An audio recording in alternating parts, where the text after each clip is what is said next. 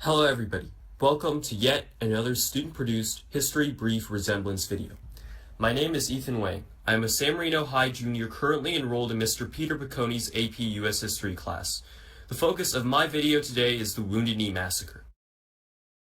We have tonight one of the strangest stories to come along in a long time. A group of American Indians has taken over the town of Wounded Knee in South Dakota, and they have been holding it for nearly a whole day. This afternoon, the FBI said the Indians are in charge of the town. On the morning of February 1973, the town of Wounded Knee was encircled by local police and federal enforcement. The town would face a 2-month siege as the town's occupiers gained the attention of the U.S. Marshal Service, the FBI, and the National Guard of 5 different states. Previously, members of the American Indian Movement and Lakota tribal members living on the nearby Pine Ridge Reservation attempted to resolve the reservation's continued deterioration and mismanagement. However, due to local corruption and inaction of the federal government, little progress had been made.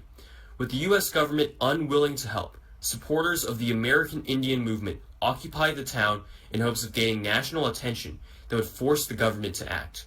But why here? What was the significance of Wounded Knee?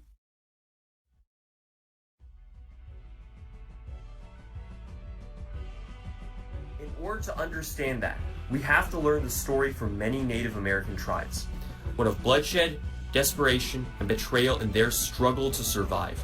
Such is the story for the Lakota Natives. By 1890, the U.S. government continued to encroach on the Lakota lands in South Dakota. The bison, once abundant and a reliable trade for Plains tribes, had been hunted to near extinction. Treaties and promises to prevent conflict were routinely broken. As a result, the Lakota people and the United States government clashed regularly. The impetus for the Wounded Knee Massacre starts with the Ghost Dance movement, a spiritual Native American movement beginning in the second half of the 1800s. It was one of the last great Native American efforts for preservation of their identity and a way to cope with poverty and suppression of their people. The movement was a promise of Indian salvation over their American oppressors. However, it also created concerns of further rebellion against the U.S. government.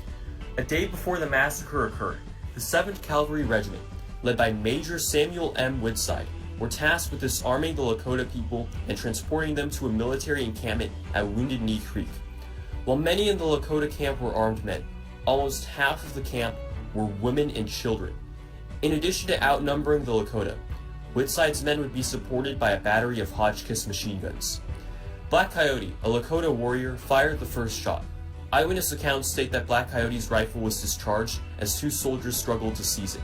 Within seconds, the situation had collapsed into chaos. Many Lakota men threw aside the cloaks concealing their rifles and fired upon the soldiers.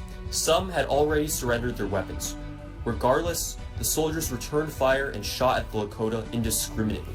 Within minutes, over 100 lives would be lost. Women and children who attempted to flee would be gunned down by the Hotchkiss guns. Historian D. Brown estimated that around 300 Lakota were killed or wounded. In contrast, Army casualties numbered around 64, many not at the hands of the Lakota, but from their own Hotchkiss guns. Black Elk, a Lakota survivor of the fighting, would write, "When I look back now from this high hill of my old age, I can still see the butchered women and children lying heaped and scattered all along the Crooked Gulch, as plain as when I saw them with eyes still young. And I can see that something else died there in the bloody mud, and was buried in the blizzard. A people's dream died there. It was a beautiful dream." The legacy of that last great confrontation would endure long into the future. It was critical to the motivations of the American Indian Movement protesters who occupied Wounded Knee in 1973, an event that continues to be significant to Native Americans across the United States today.